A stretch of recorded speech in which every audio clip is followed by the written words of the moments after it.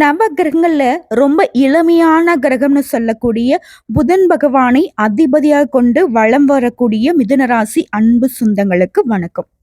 எல்லாரும் எப்படி இருக்கீங்க? தனிமரமா நிக்கிறீங்க. தலை பார்த்திருப்பீங்க. எழுதி வச்சுக்கோங்க. மிதுன ராசிக்காரங்கள செப்டம்பர் 10க்கு பிறகு நிகழக்கூடிய அதிசயம் அலட்சியப்படுத்தாம பாருங்க. உங்க வாழ்க்கையில் இருக்கக்கூடிய அவிழ்க்கவே முடியாத கஷ்டங்களை தரக்கூடிய சூழ்ச்சி முடிச்சுகளை அவிழ்க்க இந்த பதிவு உங்களுக்கு பலன் கொடுக்கும். மிதுன ராசி பொதுவா புதனுடைய ஆதிக்கத்துல பிறந்தவங்க. மிதுன ராசியா இருக்கட்டும், மிதுன லக்னமா இருக்கட்டும், மற்றவங்க வியந்து பார்க்கக்கூடிய அளவுக்கு அறிவாளிங்க. சத்தியம்ங்க. ஏன்னா மற்றவங்க உங்களை பார்க்குற விதத்துல உங்களுடைய படைப்பாற்றல் வெளிப்படுது. எப்பா சாமி, இவங்களுக்கு இருக்கக்கூடிய புத்தியில 1% நமக்கு இருந்தா நம்ம எங்கேயோ போயிடுவோமே அப்படின்னு மற்றவங்கள பார்த்து வியந்துதான் இருக்காங்க. ஆனா நம்முடைய புத்தியை நமக்காக நம்ம தான் பயன்படுத்துறது இல்லையே. ஸோ இது ஒரு புறம் இருக்கட்டும். ஸோ மிதுன ராசியை பொறுத்த வரைக்கும் வாழ்க்கையுடைய சூட்சுமத்தை சொல்ல போறோம்.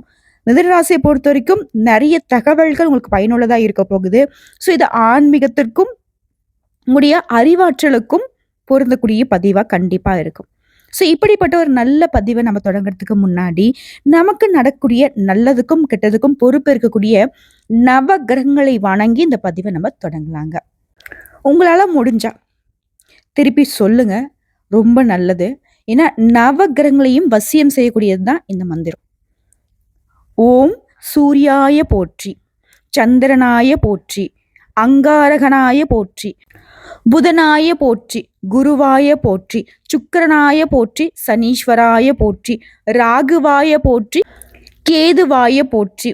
இதோட உடைய குலதெய்வம் மற்றும் இஷ்ட தெய்வங்கள், அந்த தெய்வங்களுடைய பெயர் எனக்கு தெரியாது. இப்போ எனக்கு பார்த்தீங்கன்னாக்கா முருகப்பெருமான் ரொம்ப பிடிக்கும். ஸோ என்னுடைய இஷ்ட தெய்வமாக ஓம் முருகப்பெருமானை போற்றி போற்றி.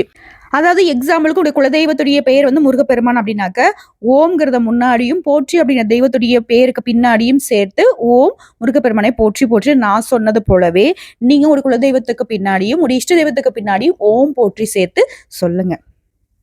இது இன்னைக்கு இந்த பதிவு பார்க்கக்கூடிய இந்த நேரத்துல மட்டும் கிடையாது.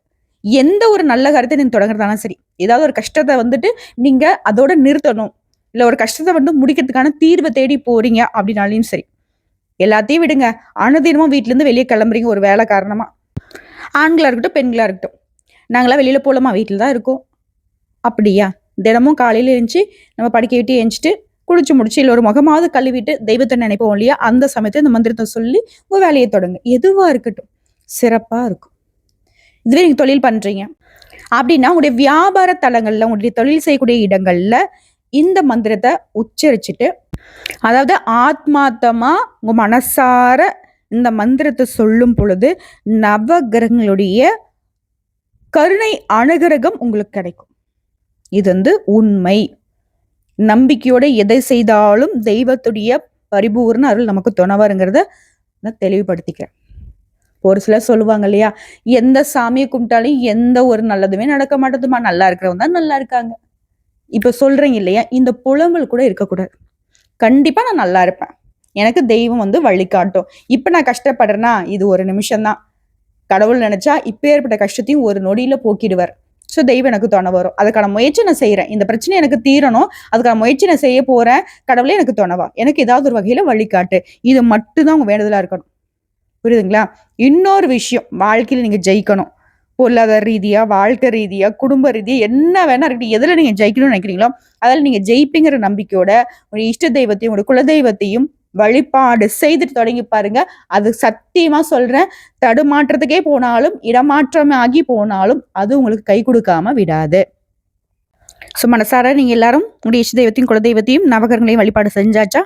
சரி, இப்போ பதிவுக்கு வருவோம். மிதுன ராசிக்காரங்க அறிவாளிங்க, புத்திசாலிங்க, அது இதுன்னு சொன்னோம். உங்களை பொறுத்த வரைக்கும் வாழ்க்கையின் ரகசியம் சொல்லட்டுமா? ஒருவேளை இப்போ பார்த்தீங்கன்னா ஒரு நடுத்தர வயதில் இருக்கீங்க அப்படின்னாக்கா, பள்ளி பருவத்துல கல்லூரி நாட்கள்ல மற்றவங்க உங்களை மட்டம் தட்டி இருப்பாங்க. ஆனா இப்போ படிச்சு முடிச்ச பின்னாடி சாதனை படிக்கூடிய அளவுக்கு மத்தவங்க, அட இவனா இப்படியா படிக்கிற காலத்துல இவன் இப்படி இல்லவே இல்லையே, இவன் இப்படி இல்லவே இல்லையே, கடைசியில நம்ம நல்லா இருப்போம்னு நினைச்சா இவன் சிறப்பா இருக்கானே அப்படின்னு ஆச்சரியப்படக்கூடிய அளவுக்கு ஒரு நாளாவது அவங்க கண்ணு முட்டையை வெளியே வர வச்சிருப்பீங்க. உலகத்துடைய போக்கையே மாற்றக்கூடிய அறிவாளிகள், புத்திசாலிகள், கண்டுபிடிப்பாளர்கள் எல்லாரும் பெரும்பாலும் மிதுனராசியில் பிறந்தவங்க தான். மிதுனராசி யாராவது இப்போ வந்து பார்த்தீங்கன்னாக்கா, இந்த இடத்துல இருக்கீங்க, கஷ்டப்பட்டுட்டு இருக்கீங்க, ரொம்ப முடியாத நிலைமையில, அட குப்பை பொறுக்கிறேம்மா நான் எனக்கு வீடு இல்ல, வாசல் இல்ல, ஏதாவது ஒரு நிலையில ரொம்ப கீழே இருக்கேன்னு நினைச்சாலும் சரி, சத்தியம் பண்ணி சொல்றேங்க, ஒரு நாள், ரொம்ப நாள்லாம் கிடையாது, கூடிய விரைவில் நல்ல நிலைமைக்கு வருவீங்க. இது வந்து சத்தியம். ஏன் சொல்றேனாக்கா, மிதுனத்துல பிறந்தவங்க யாருமே வந்து பாத்தீங்கன்னாக்கா மத்தவங்க ஆச்சரியப்படக்கூடிய அளவுக்கு உயர்வை எட்டாமல் சரிந்ததா சரித்திரமே கிடையாது. சரியா? இதே போல மிதுனராசியை பொறுத்த வரைக்கும் பெருசா வந்து பாத்தீங்கன்னாக்கா பேக்ரவுண்ட் எதுவும் இருக்காது.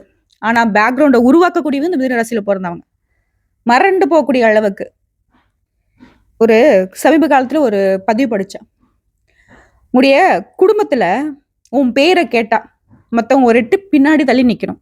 அது பயத்தாலையும் இருக்கணும், பணத்தாலையும் இருக்கணும், உடைய அதிகார தோரணையாலையும் இருக்கணும் அப்படின்னு சொல்லிட்டு அதை உருவாக்குறதுக்கும் அந்த வார்த்தைகள் ஒவ்வொன்றுத்துக்கும் தகுதியானவர்கள் இந்த மிதுன ராசிக்காரங்க. கேட்கும்போது ரொம்ப வியப்பா இருக்கா? உங்களை பத்தி நீங்க முதல்ல தெரிஞ்சுக்கிட்டா தான் அடுத்து உங்களால என்ன செய்ய முடியுங்கிற ஒரு புரிதல் இருக்கும். அதே போல மிதுனராசி நான் சொல்றேன், சாதாரண ஒரு நிலையில இருப்பாங்க. ஒரு 100 ரூபா 200 ரூபா கூலி வேலை கூட போகட்டுமே, இல்லை பெரிய அரசியல்வாதியா கூட இருக்கட்டுமே, இவங்களுடைய பழக்கம் என்ன தெரியுமா? புத்தி சும்மாவே இருக்காது. ஒரு சின்ன ஒரு துண்டு பேர் ஒரு ஒரு ஏதோ ஒரு வடையோ ஒரு போண்டாவோ ஏதோ வாங்கி சாப்பிட்ற கடையில இருந்தா கூட சரி, ஒரு பேப்பர் கையில் கிடைச்சா அதை படிக்காம விட மாட்டேன். அது என்ன ஏதுங்கிறத ஆராயமா விட மாட்டேங்க. ஸோ அமெரிக்க அதிபர்ல இருந்து நம்ம வீட்டு அடுப்புங்கிற வரைக்கும் எல்லாத்த பத்தி தெரிஞ்சுக்கணுன்ற ஆர்வம் இயல்பாவே இருக்கும். உன்னை பத்தி முழுசா தெரிஞ்சுக்கணும். ஒரு விஷயத்த தெரிஞ்சுக்கிறதுக்கு முன்னாடி அடுத்த ஒரு விஷயத்த வந்து தெரிஞ்சுக்கிறதுக்கு ஆரம்பிச்சிருவீங்க. எல்லா விஷயங்கள்லையுமே இரட்டை சிந்தனை மனநிலை இருந்துகிட்டே இருக்கும். ஏன்னா இது இவங்களுடைய பலவீனம் கூட வச்சுக்கலாம். மற்றவங்களுக்கு அறிவுரை கூறுதல ரொம்ப பக்குவசாலிங்க. ஒருத்தவங்க வந்து ரொம்ப இக்கட்டான சூழ்நிலையை கொண்டு வந்து இவங்ககிட்ட புலம்புறாங்க, இந்த மாதிரி ஆயிடுச்சுப்பா அப்படின்னு. அந்த பிரச்சனை இவங்க வாழ்க்கையில் நடந்திருந்தா அது எப்படி இவங்க சரி கட்டி இருப்பாங்களோ அப்படி சொல்லுவாங்க. ஆனா அதை பத்தின வந்து ஒரு கற்பனை அறிவு தான் இவங்க கிட்ட இருக்கும். இப்படி செஞ்சு பாரு, அது வேலை செய்யும், கரெக்டா இவங்க சொன்னது அங்க நடந்திருக்கும். இப்போ இவங்களை சார்ந்தது பார்த்தீங்கன்னா பெரிய நட்பு கூட்டம், உறவுக்காரங்க எல்லாரும் இவங்க பின்னாடி எப்படி சுத்துவாங்க, கூட்டமா இருப்பாங்க. காரணம், நம்ம தான் வேலை போல போட்டு அடுத்தவங்களுடைய வாழ்க்கையை சீரும் சிறப்புமா சீராட்டி தாளாட்டி பாராட்டின்னு சொல்லிட்டு அவங்கள வந்து பெரிய லெவலில் நிறுத்துற வரைக்கும் விடுறதில்ல. இல்லை, அதனால நம்ம எல்லாருக்கும் பிடிக்கும். இப்போ என்னம்மா சொல்ல வர, நாங்கள் அப்போ வந்து வேலை வெட்டி இல்லாமல் உட்காந்துருக்கேன்னு சொல்ல வரியா? அப்படின்னு நான் சொல்ல மாட்டேன். சத்தியமாக இருக்கிறவங்களுக்கு ஒரு வேலைனாக்கா இல்லாதவங்களுக்கு பல வேலைங்கிற மாதிரி மிதுன ராசிகளுக்கு பலாயிரம் பிரச்சனை, பலாயிரம் வேதனை. ஏன்னா மற்றவங்களுடைய பிரச்சனையும் தான் பிரச்சனையும் நினைக்கிறதுல முதன்மையான ராசி மிதுன ராசி. இப்ப நீ என்ன பதிவை சொல்ல வந்து இப்ப என்ன பேசிட்டு இருக்க, எங்களை அப்படியே குத்தி காட்டிட்டு இருக்கியா? அப்படி இல்லைங்க, இவ்வளோ புத்திசாலிங்க, கொஞ்சம் உங்களுக்காக யோசிக்கலாமே, நம்மளும் ஒரு தொழிலை பண்ணலாமே, நம்மளும் உத்தியோகத்துல இருக்கலாமே, மற்றவங்களை படிச்சா இப்படி வேலை வாங்கிடுவேன்னு சொல்லிட்டு நீங்க வழிகாட்டி பல பேர் இன்னைக்கு வந்து உயர்வான நிலையில இருக்காங்க. அதுல ஒரு படியாவது நம்ம மேலே வரணும் இல்லையா? அதை பத்தி கொஞ்சம் யோசிங்கன்னு சொல்றேன். அதே போல மிதுன ராசியை பொறுத்த வரைக்கும் மற்றவங்க அட்வைஸ் பண்ணா பிடிக்காது. ஆனா இவங்களால மற்றவங்களுக்கு அட்வைஸ் பண்ணாம இருக்கவே முடியாது. இதெல்லாம் உண்மைன்னு என்னைக்கு நீங்க ஒத்துக்கிறீங்களோ அன்னைக்குதான் நீங்க மேல வர முடியுங்கிறதையும் நான் வந்து தெளிவுபடுத்திக்கிறேன். இதுல நினைச்சது எல்லாத்தையுமே செய்வாங்க. எல்லாரையும் அரவணைத்து மேல கொண்டு வர நினைக்கிறவங்க இவங்க தான். நான் எந்த காலத்திலயும் யாரையுமே காலை வாரி விட நினைக்க மாட்டீங்க. முதன் ஆதிக்கத்துல பிறந்த நீங்க புத்தகம், அறிவின் மூலம் விருந்தளிக்கக்கூடிய ஆலோசனை வழங்கும் தொழில் உங்களுக்கு வந்து ஏத்தாது. பேச்சாளர்கள், வழக்கறிஞர்கள், ஆடிட்டர்கள், இதெல்லாம் இந்த ராசியில பிறந்தவங்க இருப்பீங்க. இப்ப நான் சொல்றது என்ன, மற்றவங்களுக்கு அட்வைஸ் பண்றது, மற்றவங்க வாழ்க்கை சரி பண்றது, அதையும் ஒரு தொழிலா பண்ணுங்க, சிறப்பா வந்துட்டு போங்க. மிதுன ராசியை பொறுத்த வரைக்கும் 33 வயசுக்கு மேல படிப்படியா நல்ல முன்னேற்றம் இருக்கும். உங்களை பொறுத்த வரைக்கும் அதிர்ஷ்டம் தரக்கூடிய நிறம் பச்சை நிறம். பச்சை நிறத்துல ஒரு மரகத கல் வச்சு ஒரு மோதிரம் போட்டுக்கோங்க. உங்களுக்கு ஏற்றத்தையும் திருப்பதி வெங்கடாச்சலபதி. புதன்கிழமைனா நாமத்தை போட்டுக்கோங்க, சனிக்கிழமைனா நாமத்தை போடுங்க. கோவிந்தா கோவிந்தா கோவிந்தா இப்படி சொல்றதுனால ஒன்றும் நம்ம குறைஞ்சு போட மாட்டோமே. அனுதினமும் சொல்றது மிதுனத்திற்கு சிறப்பு. உங்களுக்கு இந்த வழிபாடு பெருமாளுடைய துணைய தினமும் நீங்க கெட்டியா பிடிச்சிட்டீங்கனாக்க, உங்களுக்கு யாராவது நாமம் போட நெனச்சா கூட, அழகா அவங்களுக்கு நம்ம நாமத்த போட்டுடலாம். கெட்டத விலக்கி வச்சுட்டு, நல்லத மட்டுமே துணையா தேட முடியும். அதுக்கான வாய்ப்ப நம்முடைய பெருமாள் உங்களுக்கு பல விதங்கள்ல காட்டிக் குடுத்துருவாரு. சூழ்ச்சிகள அழகா அவிழ்க்கிறதுக்கான வழியும் காட்டிடுவார். சரி. இது நீங்க யாரு? உங்களுடைய அதிபதி யாரு? உங்களுடைய குணம் என்ன? உங்களுக்கு எந்த தெய்வம் துணையானது? இத தெளிவுபடுத்திட்டேனா? இப்போ நிஜமாவே நான் இது மிதுன ராசிக்கு தான் பலன் சொல்றேனா? இல்ல வாய்க்கு வந்தது உளறேனான்னு நினைப்பீங்க இல்லையா? அத தெளிவுபடுத்திடலாமா? உங்கள பொறுத்தவரைக்கும். அதிபதி வித்தை, கல்வி, கேள்வி, விவேகம், கலை இதுக்கு எல்லாத்துக்கும் சொந்தக்காரன். ராஜோகுணம் கொண்டவனான புதன் பகவான். காலபுருஷனுக்கு அங்க அமைப்புல தோல் பாகத்தை குறிக்கூடியவர் தான் மிதுன ராசி. இது முதல் உபய ராசியும் கூட. மிருகசீரிஷ நட்சத்திரம் 3ஆம் பாதம், 4ஆம் பாதம், திருவாதிரை நட்சத்திரத்தில் கூடிய எல்லா நட்சத்திரங்களும், புனர்பூச நட்சத்திரத்தில் கூடிய முதல் 3 பாதங்கள் உங்கள அடக்கம். மிதுன ராசியில பிறந்தவங்க மேஷம், சிம்மம், துலாம், தனுசு, கும்பம். இது மட்டும்தான் உங்களுக்கு நட்பு கிரகம். மத்தது எல்லாமே பகை கிரகம். நீங்க நட்பு வச்சுக்கிறதாலும் சரி, தொழில் பண்றதா இருந்தாலும் சரி, இல்ல கல்யாணம் பண்ணிக்கிறதாலும் சரி, இந்த மேஷம், சிம்மம், துலாம், தனுசு, கும்பம் இத தேடுங்க. சிறப்பு. ஒருவேளை இதை தாண்டி மற்ற ராசிகள் இருக்குன்னாக்க உஷாரா இருங்க. உங்களுடைய உடல் அமைப்பு பொறுத்த வரைக்கும் உங்களை பத்தி தான் சொல்றேன்னு சொன்ன இல்லையா, அழகான கண்ணுக்கு சொந்தக்காரங்க. மீன் மாதிரி கண்ணு இருக்கும். கண்ணே பேசுங்க. கண்களாலேயே கதை பேசக்கூடியவங்க. உயரமான உடல் அமைப்பு இருக்கும். ஒல்லியான திகம் இருக்கும். சுறுசுறுப்பா சுத்திட்டு வருவீங்க. பரந்த நெற்றியும் மற்றவங்கள வசீகரிக்கக்கூடிய இனிமையான தன்மை கொண்டவங்க. உங்களை பார்க்குறவங்களுக்கு ஒரு தெளிவு வரும். பார்த்தாவே ஒரு மாதிரி பா என்ன அழகு அப்படின்னு யோசிப்பாங்க. இன்னும் ஒரு முறை பார்க்கலாமே அப்படின்ற ஒரு தெளிவான ஒரு நிலா மாதிரியான முகம். ஆனா உள்ளுக்குள்ள நமக்கு தான் தெரியும், அடிக்கடி குழப்பத்துக்கு போயிடும். நீண்ட ஆயுள் இருக்கு. அதாவது 80 வயசு வரைக்கும் குறைவில்லாம வாழ்வீங்க. ஓகேவா? ஸோ மிதுன ராசியை பொறுத்த வரைக்கும் சுறுசுறுப்பா இருப்பீங்க. எப்பவுமே சோம்பல் காலத்தை கழிக்க மாட்டீங்க. நிதானமான அறிவாற்றல் இருந்தாலும் சமயத்துக்கு ஏற்ற மாதிரி குணத்தை மாத்திக்கிறதும் நீங்க. உங்ககிட்ட பழகுறவங்களுக்கு உங்களுடைய இயல்பை புரிஞ்சுக்கிறது குழப்பம்தான். எந்த விதமான கடினமான வேலையுமே பொறுப்போட செஞ்சு முடிக்கக்கூடிய ஆற்றல் உங்களுக்கு இருக்கு. ஆனா எந்த கடினமான வேலையும் எங்களுக்காக நான் செஞ்சுக்க மாட்டோம். அதுவும் உண்மை. சரிங்களா? அதே மாதிரி மற்றவங்கள ஈஸியா நம்ப மாட்டீங்க. ஆனா எந்த ஒரு விஷயத்தையுமே ஈஸியா கத்துப்பீங்க. சட்டுன்னு கத்துப்பீங்க. கோமாளி மாதிரி ஏமாளி மாதிரி மற்றவங்களுக்கு தெரியும். ஆனா நம்ம உஷாரான ஆளுங்கிறது நமக்கு மட்டும் தெரியும். எல்லார்கிட்டயுமே நயமா நம்பும்படி பேசி உங்களுடைய காரியங்களே சாதிச்சுப்பீங்க. மிதுன ராசியை பொறுத்த வரைக்கும் மற்றவங்க கிட்ட எவ்வளவு எளிதில் நட்பு வச்சுக்க முடியுமோ அவ்வளவு ஈஸியா நட்பு கொண்டாடுவீங்க. அதே போல எவ்வளவு ஈஸியா பழகுறீங்களோ அதே வேகத்துல துண்டிக்கிறதுக்கும் தயங்க மாட்டீங்க. உண்மை நேர்மை இருந்துச்சாக்கா தொடரும். கொஞ்சமா அப்படி இப்படி இருந்துனாக்கா போயிட்டே இரு அப்படிங்கிற மாதிரி ஒதுங்கிடுவீங்க. அதிகமா சந்தோஷப்படுத்துவீங்க. கிண்டல் பண்றதில்ல, கேலி பண்றதில்ல, இதெல்லாம் பார்த்தினாக்கா கில்லாடிங்க. பல்வேறு மனப்பான்மை கொண்டவர்களுடைய கூட்டத்துல கூட மற்றவங்க எல்லாரும் ரசிக்கும்படியா ஒரு நம்பிக்கைக்குரிய பாத்திரமா நீங்க இருப்பீங்க.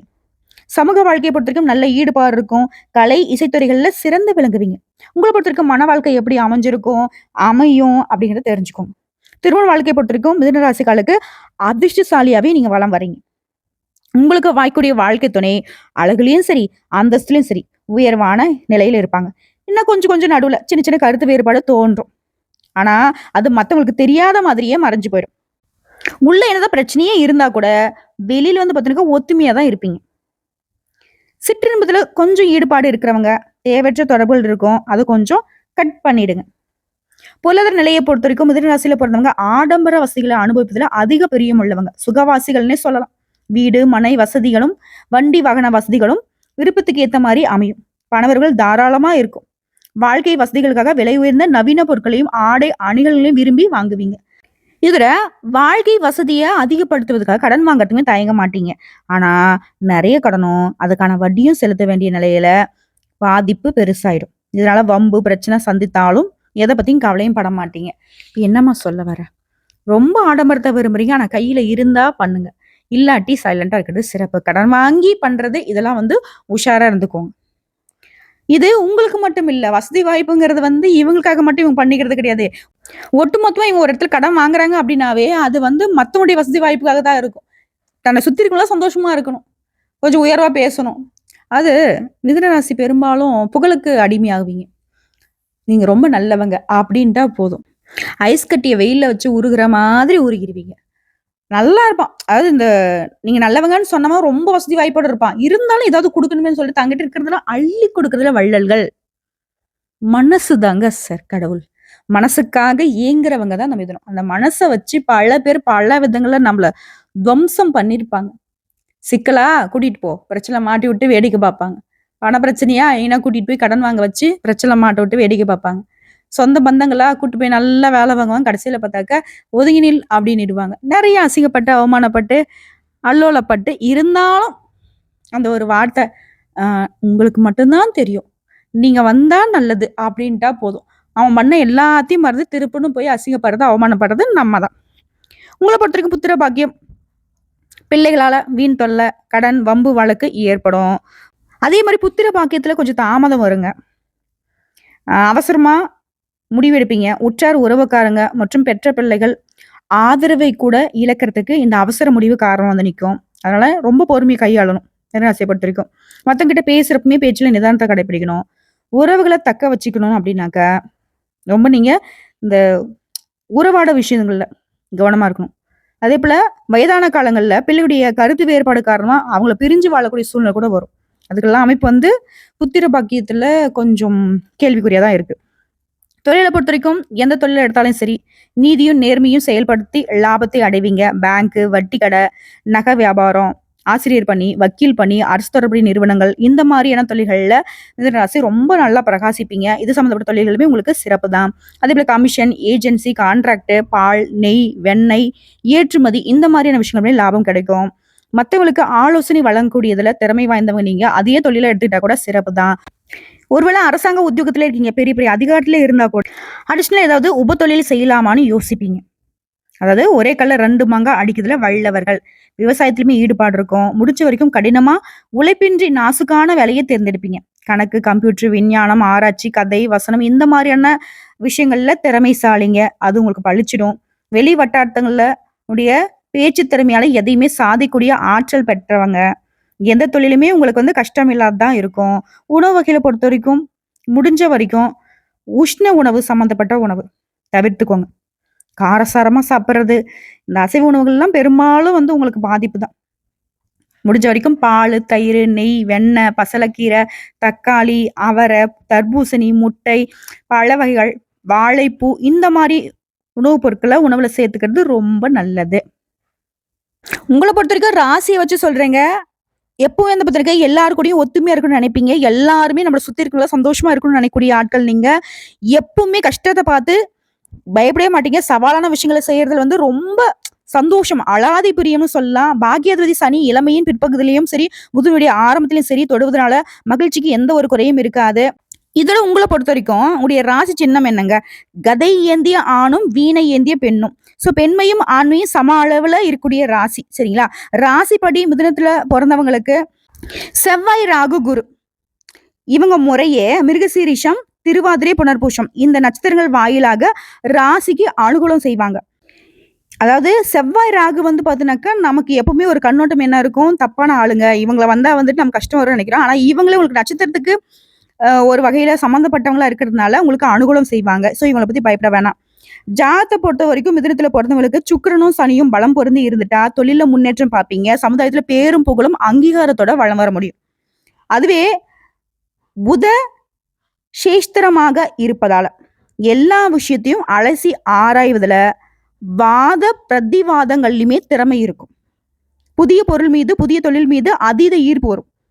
அதே மாதிரி பணம் சம்பாதிக்கிறதுல பல வழிகளை தேர்ந்தெடுக்கக்கூடிய துணிவு இந்த ராசிக்காருக்கு மட்டும்தான் இருக்கு. பல கண்டுபிடிப்புகளை ஒண்ணு சேர்த்து தனது லாபத்தை பெருக்க முற்படுவதும் உண்டு. வியாபார நோக்கத்தோட தான் எல்லாத்தையும் பார்ப்பீங்க. நெருங்கிய நண்பர்கள் மற்றும் உறவுக்காரங்களுடைய எண்ணிக்கை வந்து குறைவுதான். ஆனா சொந்த பந்தத்துடைய கூட்டமும் நட்பு கூட்டமும் பெருசுதாங்க. ஆனா நெருங்கியன்னு நான் சொல்லிட்டேன். ஏன்னா மிதுன ராசியை பொறுத்த வரைக்கும் அலசி ஆராய்ந்து நெருக்கத்தை கொடுக்கக்கூடியவங்க.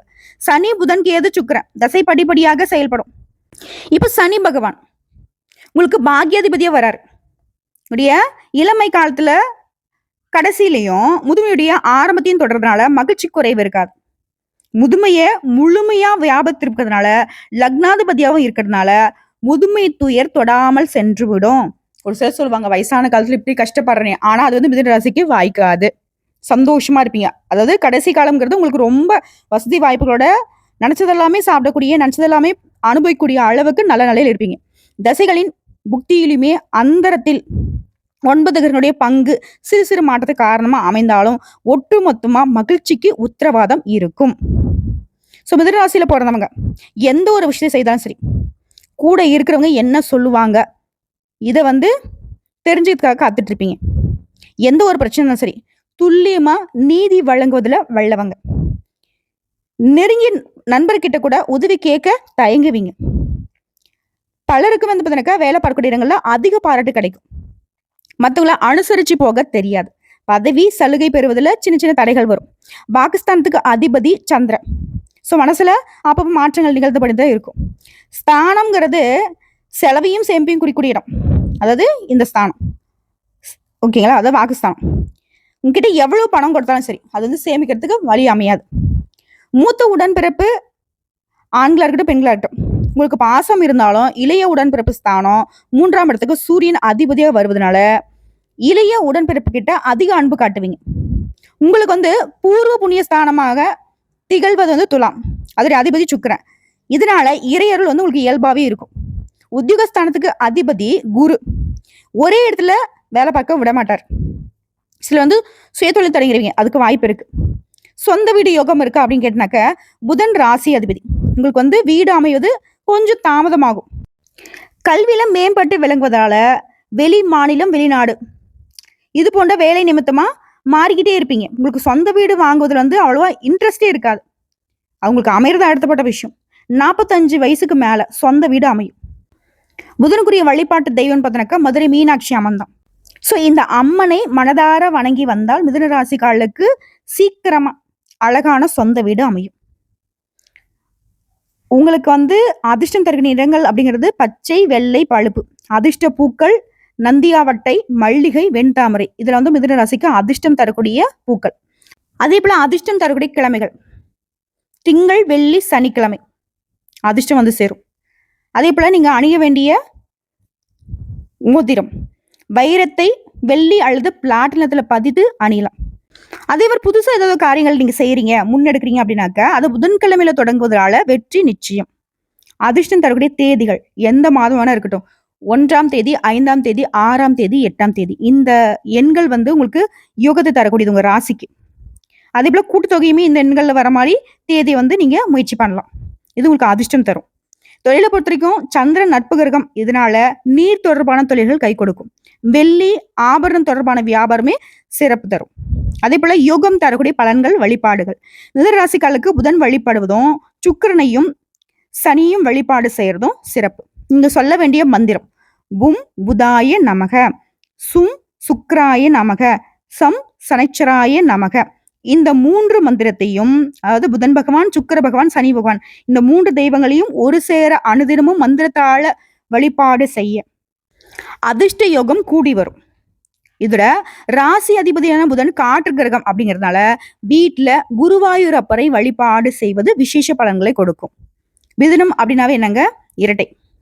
அதே மாதிரி ராசி அதிபதி புதன் அப்படிங்கிறதுனால பெரும்பாலும் பெருமாள் கோயில்கள் உங்களுக்கு ஏற்றவையாக அமையும்.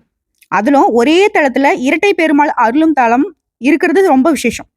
திருநெல்வேலியிலிருந்து 25 கிலோமீட்டர் தூரத்துல அமைந்துள்ள திருத்தொலை வில்லிமங்கலம், அதாவது 108 திவ்ய தேசங்கள்ல 2 திவ்ய தேசங்கள் அருகருகே இருப்பது இங்க மட்டும்தான். இரு கோயில்களையுமே நம்மாழ்வார் மங்களாசாசனம் செய்திருக்கிறார். முதலாவதான திருப்பதியில் எழுந்தருளும் பெருமாளின் திருப்பெயர் தேவபரான். 2ஆவதான திருப்பதியில் அருளும் பெருமாளின் நாமம் அரவிந்த லோசனன். இந்த 2 தெய்வங்களை வழிபாடு செஞ்சுட்டு வந்தீங்கன்னா நீங்க நினைச்ச காரியங்கள் எல்லாமே இனிமையா நடந்தேறும். நீங்க மிதுன ராசி மிருகசீரிட நட்சத்திரக்காரர் அப்படின்னா திருவள்ளிக்கேணி பார்த்தசாரதி பெருமாளை வழிபடலாம். திருவாதிரை அப்படின்னாக்க சிதம்பரம் நடராஜரை தரிசித்து வழிபாடு செய்யலாம். புனர்பூஷம் அப்படின்னாக்க விருதாச்சலம் சேலம் வழியிலிருந்து சுமார் 3 கிலோமீட்டர் தொலைவில் இருக்கிற மணவாள நல்லூரில் அருள் புரியும் கொளஞ்சி அப்பரை வழிபாடு செய்வதனால நீங்க தொட்டது எல்லாமே துலங்கும். ஒட்டு மொத்தமா மிதுன ராசிக்காரர்களுக்கு உடைய வாழ்க்கையுடைய அமைப்பை தெளிவுபடுத்தியாச்சு. இதுல ஒரு ஜாதக கட்டத்துல 12 பாவங்கள் இருக்கும். லக்னம்ங்கிறது முதல் பாவங்க. அதுலேருந்து கணக்கு போட்டுருக்காங்க. 5ஆம் பாவம், 9ஆம் பாவம், 10ஆம் பாவம், 11ஆம் பாவம். இது வந்து உங்களுக்கு சாதகமான பாவங்கள். 5ஆம் பாவத்துல குருவோ சுக்கிரனோ இருந்துட்டா உங்களுக்கு மிகுந்த அதிர்ஷ்டம். கல்வி ரீதியா, பிள்ளைகள் ரீதியா, கலை ரீதியா வெற்றியாளர்கள். 9ஆம் பாவத்துல குருவும் சூரியனும் இருந்துட்டா வாழ்நாள் முழுவதும் உங்களுக்கு அதிர்ஷ்டம் வரும். உங்க ராசி கட்டத்தை எடுத்து வச்சுக்கோங்க. பாக்கியம், ஆன்மீகம், தர்மங்கிறது தான் 9ஆம் பாவம். இதுல வந்து குரு சூரியன் இருந்துட்டா நீங்க அங்க வந்து சக்சஸ். 10ஆம் பாவம் தொழில், கீர்த்தி, பேரு புகழ்னு சொல்றோம் இல்லையா, தொழில வெற்றி அடையணும்னு சொல்றோம் இல்லையா, அந்த இடத்துல சூரியனும் சனியும் நல்ல நிலையில இருந்துட்டாக்க பெரிதளவுல பாதிப்பு வராது. ஏன்னா சனி பகவானும் சரி, சூரிய பகவானும் சரி, இது வந்து நாங்க அசுபகர்கள்னு சொல்லுவோம். ஏன்னா சூரிய பகவானே வந்து பார்த்தீங்கன்னா பாதி அசுபம் தான். அதே போல 11ஆம் பாவம் இது வந்து பார்த்தீங்கன்னா லாபம், நட்பு. ஸோ இந்த இடத்துல சனி பகவானும் குரு பகவானும் இருந்தால் நிறைய ஆதாயங்கள் உங்க வாழ்நாள் முழுவதும் கிடைக்கும். இதை அடுத்து 6, 8, 12, 4, 7 இந்த பாவங்கள் கொஞ்சம் உங்களுக்கு பாதகத்தை தரக்கூடிய பாவங்கள். 6ஆம் பாவத்துல செவ்வாய், ராகு இருந்தா இது வந்து உங்க சுய ஜாதக பரிசோதனைங்க, எடுத்து வச்சுக்கோங்க. இருக்காங்களான்னு பாருங்க. அப்படி இருந்துட்டா கடன், நோய், எதிரி வரும். 8ஆம் பாவத்துல ராகு, கேது இவங்க இருந்தா திடீர் பிரச்சனை, ஆயுள்ல சிரமம் வந்து சேரும். 12ஆம் பாவம் சனி, கேது அந்த இடத்துல இவங்க இருந்துட்டா செலவு, தனிமையில இருப்பீங்க, வெளிநாட்டுல சிக்கல் வரும். அதே போல 4ஆம் பாவம் அந்த இடத்துங்கள்ல சனி, ராகு இருந்துட்டா வீடு, குடும்பத்துல சிக்கல் வரும். 7ஆம் பாவம் ராகு, கேது இருந்துட்டா திருமணத்துல பிரச்சனை வரும். ஸோ இப்போ என்ன பண்றது? இதெல்லாம் சரி பண்றதுக்கு நான் பரிகாரம் பின்னாடி சொல்றேன்.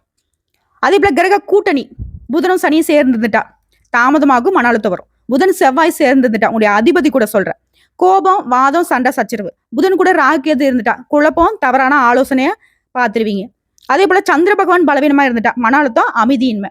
அதே போல சனி வந்து 6, 8, 12 இந்த 6, 8, 12ங்கிறது நம்ம வந்து அசுப பாவங்கள்னு நாங்கள் ஜோதிட ரீதியா சொல்லுவோம். இந்த இடங்கள்ல சனி இருந்துட்டா கண்டிப்பா உடல் ரீதியா கடன் பிரச்சனை, வேலை பிரச்சனை, ஆரோக்கிய பிரச்சனை 3த்தையுமே சேர்த்து கொடுத்துருவார்.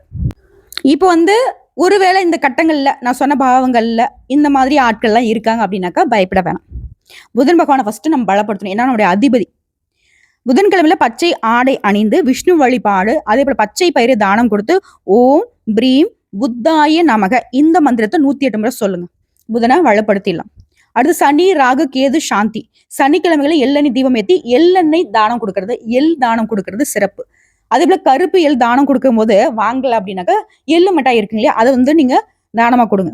அதே போல நாக பூஜை, பிள்ளையார் வழிபாடு இந்த சனி பகவான், ராகு, கேது பிரச்சனையை சரி கட்டிடலாம். அடுத்து சந்திரனுடைய பலவீனத்தை நம்ம மேம்படுத்துறதுக்கு திங்கட்கிழமைகள்ல பால், அரிசி தானம் கொடுங்க. ஓம் சோம் சோமாய நமக இந்த மந்திரத்தை 108 முறை திங்கக்கிழமையில சொல்லுங்க. சந்திர பகவானை பலப்படுத்திடலாம். அதே போல செவ்வாய் பகவானை நம்ம வந்து வலுப்படுத்தணும், அவரை வந்து சாந்திப்படுத்தணும். அவர் நமக்கு சாதகமா இல்லை அப்படின்னாக்க செவ்வாய்க்கிழமையில முருகப்பெருமான் வழிபாடு, அதே போல சிவபெருமானுக்கு பால் அபிஷேகம் செவ்வாய்க்கிழமையில செய்யறது சிறப்பு. இதெல்லாம் பண்ணிட்டோம் அப்படின்னா நம்மள மாதிரி ஒரு உயர்வான வாழ்க்கை யாருக்கும் அமையாது. இது வந்து பார்த்தீங்கன்னாக்கா ஒரு 1000 ரூபாய் கொடுத்துட்டு நீங்க தெரிஞ்சுக்க வேண்டிய ஒரு விஷயம். இது வந்து குறைஞ்சபட்சம் நான் சொல்றேன். மற்ற ஜோதிடர்கள் எவ்வளவு வந்து சார்ஜ் பண்றாங்க நமக்கு தெரியாது, நமக்கு அந்த பழக்கம் இல்லை. நம்மளை பொறுத்த வரைக்கும் எல்லாமே எல்லாருக்கும் நல்ல வழிகாட்டுதலோட எல்லாரும் நல்ல வாழ்க்கையே வாழணும், நல்லது கடத்தை தெரிஞ்சுக்கணும், தெய்வத்தை மட்டும் நம்பணும். புரியுதுங்களா? ஆனா நம்ம செய்யக்கூடிய வேலையில நீதி, நேர்மை இது எல்லாமே வந்துட்டு துணை நிற்கணும். இது இருந்துட்டா போதுங்க, எந்த இடங்கள்லயும் நீங்க சரிஞ்சு போக மாட்டீங்க. ஸோ அப்படி இருக்கக்கூடிய மிதனத்திற்கான பதிவுங்கிறது இதை நான் பேசுனது எனக்கு பெரும் புண்ணியம் தான். கடவுளுடைய அனுகிரகத்தினால இந்த மாதிரி நல்ல உள்ளங்களுக்கு இந்த பதிவை நான் வந்து கொண்டு வந்து சேர்த்திருக்குங்கிற நம்பிக்கையோட இந்த பதிவை நான் முடிச்சுக்கிறேன்.